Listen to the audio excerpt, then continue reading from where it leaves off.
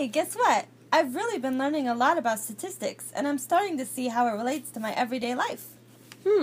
That's interesting. That's been happening for me too. For example, the other day I was talking with my sister about the weather in Seattle. Did you know that it fluctuates more than people think? Really? When I think of Seattle, I assume it's always raining there. Well, it turns out that the standard deviation for the number of rainy days per year is large. So, what does that tell you?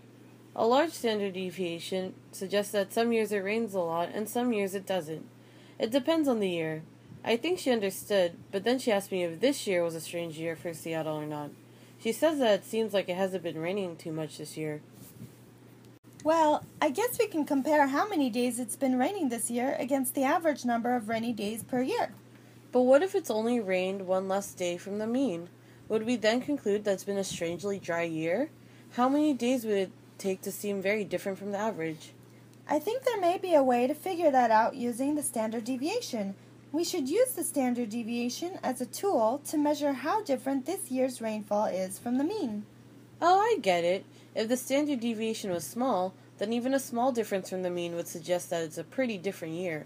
But since the standard deviation is large, it would take a pretty large difference for us to conclude that this year is very different from the other years. You got it. So instead of measuring how different this year is from other years in rainy days, we can measure it in standard deviations? Whoa, you lost me there. What do you mean, measure it in standard deviations? Alright, let's say it rained 80 days this year, but on an average it rains 86 days in a year. If we thought about the difference in the unit days, that would be 6.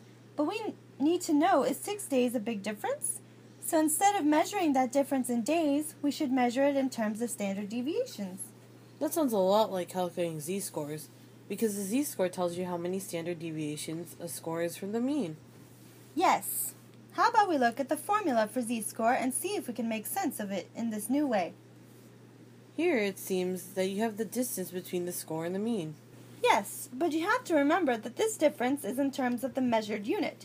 In this case, days. It's not in terms of standard deviations yet. Oh, so that's why you divide by the standard deviation. That's sort of like telling you how many standard deviations fit inside this distance. It's almost like we're using the standard deviation like a new kind of ruler. Exactly. In statistics, that's how important variability is. We want to use it as a new kind of ruler. So let me see if I get this straight. The z-score tells you how many standard deviations a score is from the mean. So if a z-score is 1, that means that the score is exactly 1 standard deviation above the mean.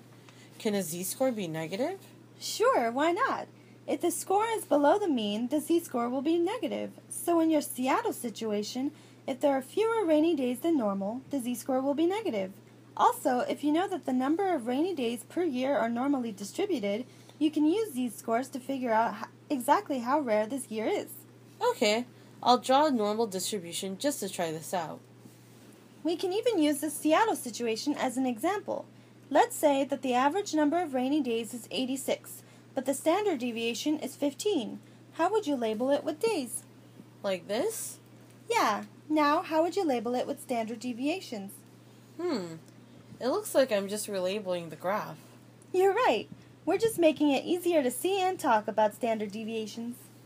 This clearly shows a new way of measuring distance, and I guess this can work with any example, not just ones that have to do with days or even time. If my score on a test was 2 standard deviations above the mean, and the test scores are normally distributed, that's way better than most people. Or if a house price is 2 standard deviations below the mean, and housing prices are normally distributed, that's a super cheap house.